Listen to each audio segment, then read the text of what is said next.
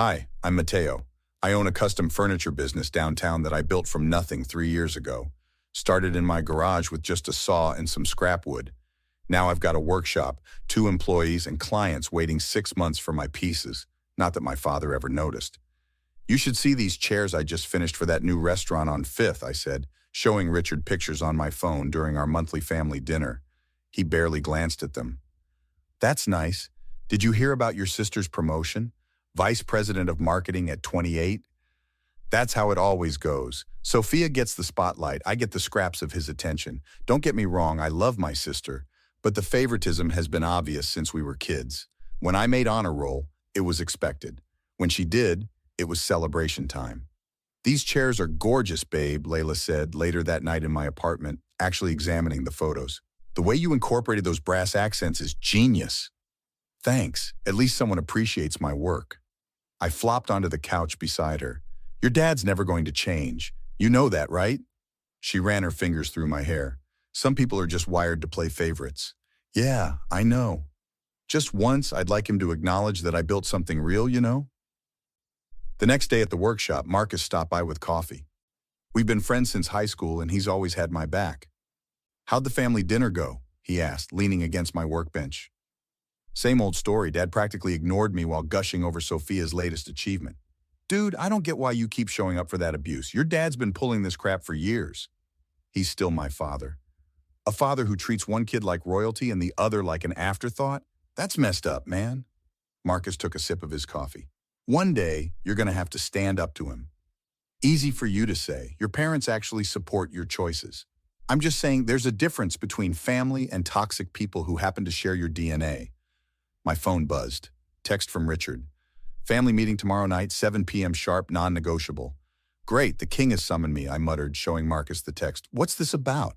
No idea. Probably wants to unveil a giant portrait of Sophia to hang over the fireplace. You want me to come with? I could wait nearby. Nah, I'll survive. Besides, Layla already offered to pick me up after. That girl's too good for you, Marcus laughed. Tell me something I don't know. Later that night, I called Sophia to see if she knew what the meeting was about. Dad's being super secretive. All he said was it's important family business.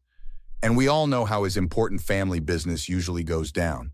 Come on, Mateo, give him a chance. Maybe it's something good. For you, maybe. For me, it'll be another lecture about responsible life choices. Not everything is about making him proud, you know. Easy for you to say when you've never had to try. I hung up and stared at the ceiling. Whatever Richard wanted, I had a feeling I wasn't going to like it. My gut was rarely wrong about these things. I arrived at my father's house exactly at 7 p.m. The moment I walked in, I could feel the tension. Sophia was sitting on the couch next to a guy I barely recognized. This is Ethan, Sophia said, flashing a diamond ring that looked way too expensive. We're engaged. Congratulations, I managed, shaking Ethan's hand. His grip was weak, and he avoided eye contact. Richard cleared his throat. Now that everyone's here, let's get down to business. Sophia and Ethan are planning the wedding of the century, and as family, we need to contribute. What kind of contribution are we talking about? I asked. Richard slid a paper across the coffee table. The venue alone is $50,000. Then there's the catering, flowers, dress. We're looking at $300,000 total. I nearly choked. And how much are you expecting me to chip in? Your fair share would be $100,000. Are you kidding me? That's more than I make in a year? Sophia looked uncomfortable. The venue is really special, Mateo. It's where Mom and Dad got married. What about Ethan's family? What are they contributing? Ethan shifted in his seat. My parents aren't financially able to help much right now. Some investments didn't pan out. Something felt off. So, let me get this straight. You want me to drain my business account for a one-day party? Richard leaned forward. This isn't just any party. This is your sister's wedding. Don't you want her to be happy? Of course I do, but $100,000? That's insane. I put everything into my business. That money is for expanding the workshop, hiring more people. Always selfish, Richard muttered. Always putting yourself first. How is protecting my livelihood selfish? I built that business from nothing while you gave Sophia money for college, for her apartment, for everything. Richard's face turned red. You ungrateful little... I can maybe do $10,000, that's it. Richard stood up, towering over me. You'll do your part for this family for once. Or what? You'll cut me off. Too late for that. I didn't see it coming. Richard lunged forward, his foot connecting with my chest. I crashed backward into the wall, knocking down a family photo. "Dad!" Sophia screamed. I couldn't breathe. My chest felt like it was caving in. "Now look what you made me do," Richard said, straightening his shirt. "Always pushing my buttons." "You kicked me," I gasped. "You actually kicked me." "Don't be dramatic," Ethan said, smirking slightly. "He barely touched you." Sophia helped me up. "Mateo, please, can't we just talk about this calmly?" "Calmly? He just assaulted me." "You provoked him," Sophia whispered. "You know how he gets when you challenge him." I backed toward the door. "I'm out. Don't expect a dime from me."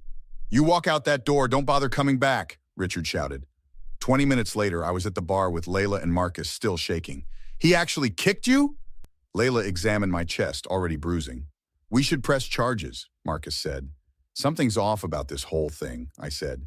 "The amount, Ethan's weird behavior." Marcus pulled out his phone. "Let me do some digging on this Ethan guy. My cousin works at the bank. I bet your sister's fiancé isn't who he claims to be." Marcus spread papers across my workshop desk after hours. "Your future brother-in-law is a professional con artist. His real name isn't even Ethan Parker. It's Ethan Donovan. He's pulled this same scam in 3 different states." "What exactly is this same scam?" "He finds wealthy families with daughters, gets engaged, extracts money for a lavish wedding, then disappears before the big day. And get this, your dad has already added him as an authorized user on the family investment account." "What? How do you know that?" "My cousin at the bank. Richard moved $250,000 into a joint account 3 days ago. I grabbed my phone to call Sophia, but Layla stopped me. "Think this through. If you call now, they'll just deny everything and cut you off completely." The next day, I caught Sophia alone at her apartment. "What are you doing here? Dad said you're not speaking to us." "I need to talk about Ethan. His name is Ethan Donovan, not Parker. He's conned families before." She crossed her arms. "If you're here to trash talk my fiancé, has he asked you to put money into any joint accounts?" Her hesitation told me everything. "He has, hasn't he? How much, Sophia?" "It's for our future home. Dad suggested I contribute to show commitment." "And let me guess, Ethan manages the account? He knows more about investments. He's playing you, and Dad is so desperate for the perfect son-in-law he can't see it. You're making things up because Dad loves Ethan more than he ever loved you." That stung, but I pushed through. "Have you seen any actual wedding bookings? We're handling it our way. I'm trying to protect you." "From what? Being happy? Having what you don't?" I slammed the documents on her table. "Look at these. Look at his record." She barely glanced at them. "Get out." Back at my apartment, Layla and Marcus strategized. "The engagement party is in 2 weeks," Marcus said. "That's our chance." "Ethan's ex-fiancée from Michigan agreed to talk," Layla added. She sent photos of them together, plus bank statements showing how he drained their joint account. "We create a presentation. Photos, bank records, testimonials, then hit them with it during the party. In front of everyone, it'll humiliate Sophia." "Better humiliated than bankrupt and abandoned," Layla said. "Would you rather she lose everything?" "I still can't believe she's partly aware. How could she choose this creep over her own brother?"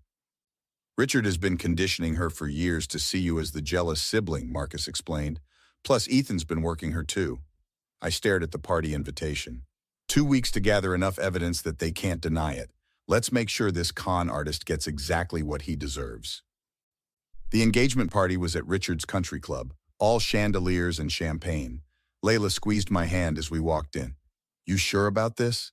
100%. I've got everything on this flash drive." Marcus met us at the entrance, looking sharp in a suit. "The projector's all set up. They think it's for a surprise slideshow of the happy couple."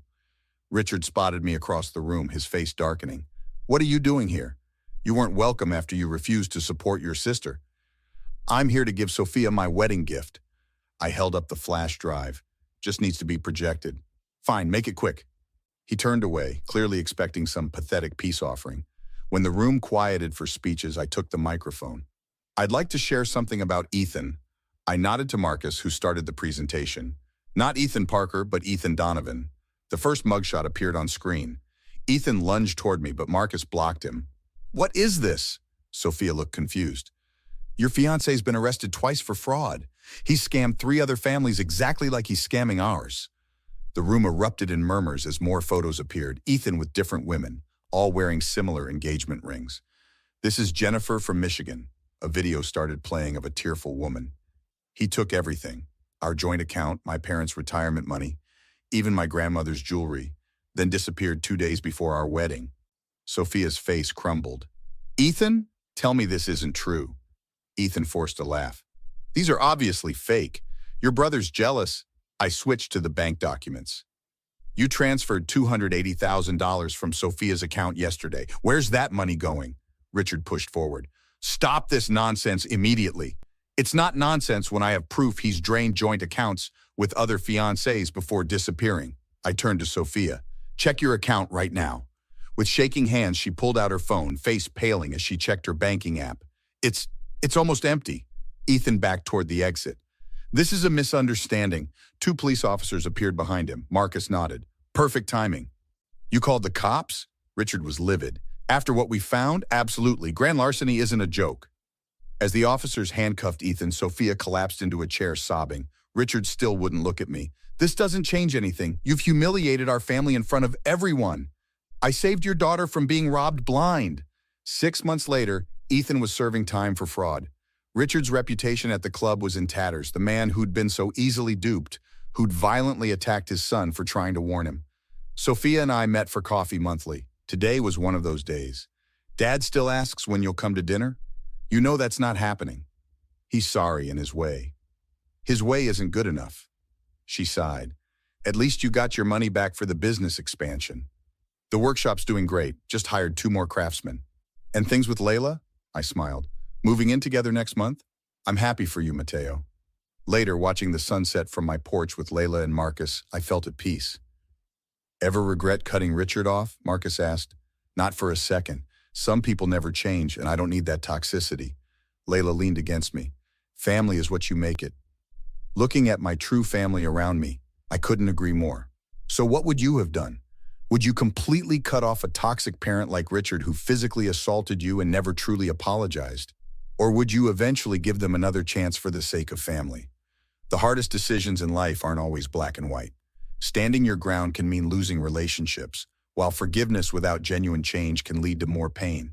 Share your thoughts in the comments below. What toxic relationship have you had to walk away from, or what made you decide to stay and work things out? If you enjoyed this story of standing up to toxic family members, hit that like button and subscribe for more revenge stories where justice is finally served.